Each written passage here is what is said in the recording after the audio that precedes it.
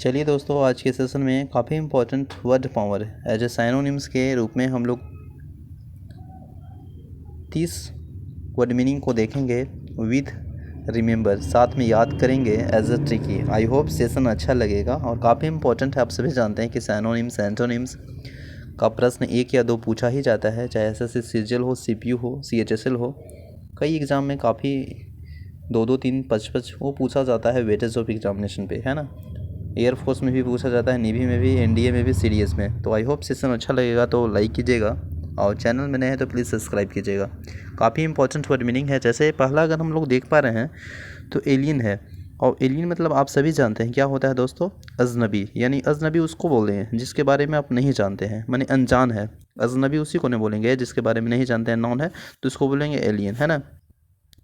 ऐसी तरह अगर हम बात करेंगे तो इसका साइनोनिम्स दिया है अननोन। तो ये बताइए, कोई चीज़ आप जानते हैं तो उसको बोलते हैं नॉन, यानी उसके बारे में आप जानते हैं, इसके बारे में जानकारी। इसके पहले यू एन लगा देंगे तो ये नेगेटिव बन जाता है, यानी अननोन, इसके बारे में आप नहीं जानते हैं, दैट मीन्स अननोन, यानी वह अजनबी है, इसके बारे में नहीं जानते हैं। सेम एज इट इज़ एगो इम्पॉर्टेंट, इस तरह से हम लोग सीखते हैं। जैसे इम्पॉर्टेंट मतलब क्या होता है, आप सभी जानते हैं। इम्पॉर्टेंट मतलब महत्वपूर्ण, इसके पहले अगर यू एन लगा देंगे तो ये नेगेटिव वर्ड होगा, मतलब अमहत्वपूर्ण, मतलब महत्वपूर्ण नहीं है, ये अनइम्पॉर्टेंट हो गया। तो यहीं पे देखिए अन है तो ये नॉन मतलब जानना, अननोन मतलब अजनबी यानी नहीं जानना। तो आई होप कि आप समझ पा रहे होंगे, एलियन अननोन का मतलब होता है अजनबी, है ना। इसके बाद नेक्स्ट है ब्रूक। ब्रूक मतलब होता है टॉलरेट करना। टॉलरेट करना इन द सेंस कि सहन करना, that is very important. Tolerate capacity, it is very important for human being. Tolerate capacity होना चाहिए दोस्तों। Without tolerate you are not doing great work. बिना सहन किए हुए आप बहुत महान कार्य नहीं कर सकते हैं, है ना। तो कहीं ना कहीं मानव जाति को tolerate capacity is very important. तो टॉलरेट कैपेसिटी मतलब क्या हुआ, तो टॉलरेट मतलब हुआ सहन करना। जैसे कोई चीज़ कुछ बोल देता है तो तुरंत एक्शन नहीं लेना चाहिए, because what is good what is bad you have to thought, आपको सोचना चाहिए था। Because some time you take decision it immediately it will be damage for your life. तो मेरे कहने का मतलब ये था, ये सिखाने का रिलेटिंग कर रहे थे कि ब्रूक मतलब होता है टॉलरेट, यानी टॉलरेट इन द सेंस सहन करना।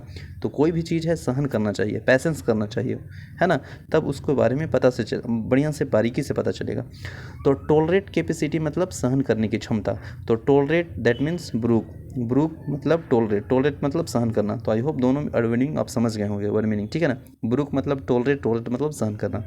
नेक्स्ट है कंसोल। तो कंसोल मतलब होता है कंफर्ट। कंफर्ट मतलब होता है धारण करना, मतलब धारस, धारस देना इन द सेंस होता है ना। कंफर्ट कर रहा है बार बार, है ना, कंफर्ट कर रहा है, यानी धारस दे रहा है, कंसोल कर रहा है। इसके बाद नेक्स्ट है डिकेड। डिकेड मतलब होता है 10 साल का एक बार, है ना। 10 साल में एक बार आता है decade, a period of 10 years.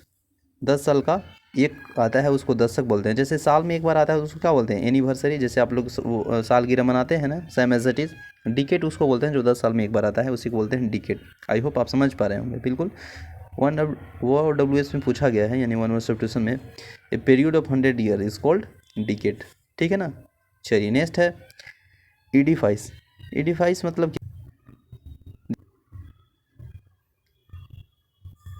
Edifice है, इसका मतलब क्या होता है, बिल्डिंग। बिल्डिंग मतलब भवन, तो एडिफाइस कहिए, बिल्डिंग कहिए, इसका मतलब भवन होता है, ठीक है ना।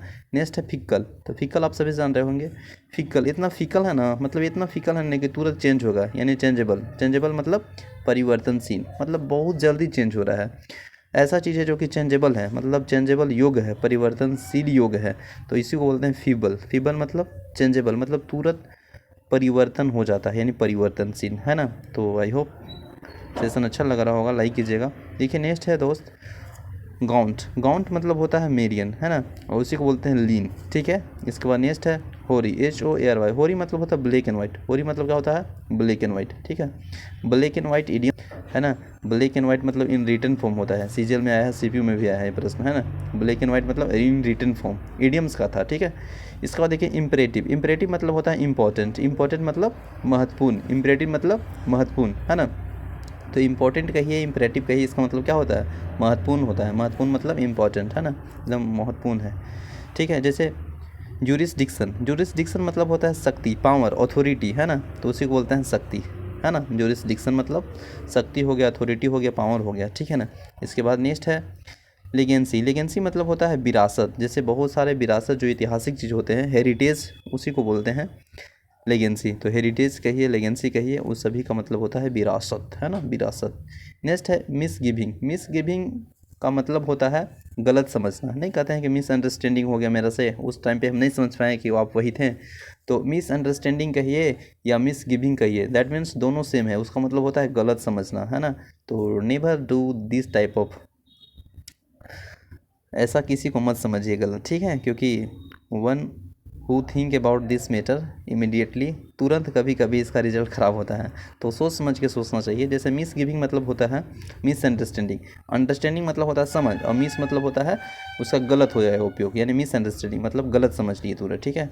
इसके बाद होता है न्यूक्लियस। न्यूक्लियस मतलब होता है केंद्र, केंद्र मतलब सेंटर, है ना, तो उसी को बोलते हैं न्यूक्लियस कहिए या सेंटर कहिए चाहे केंद्र कहिए, ठीक है। जैसे सेंटर पॉइंट, यहाँ पे न्यूक्लियस है तो ये केंद्र है, ठीक है ना, आप समझ पा रहे होंगे। नेक्स्ट है ओप्रेस। ओप्रेस मतलब होता है तंग करना, तंग करना मतलब टीस, TES टीस, तो ओप्रेस मतलब होता है तंग करना, टीस करना, इसका वर्ड मीनिंग वही है।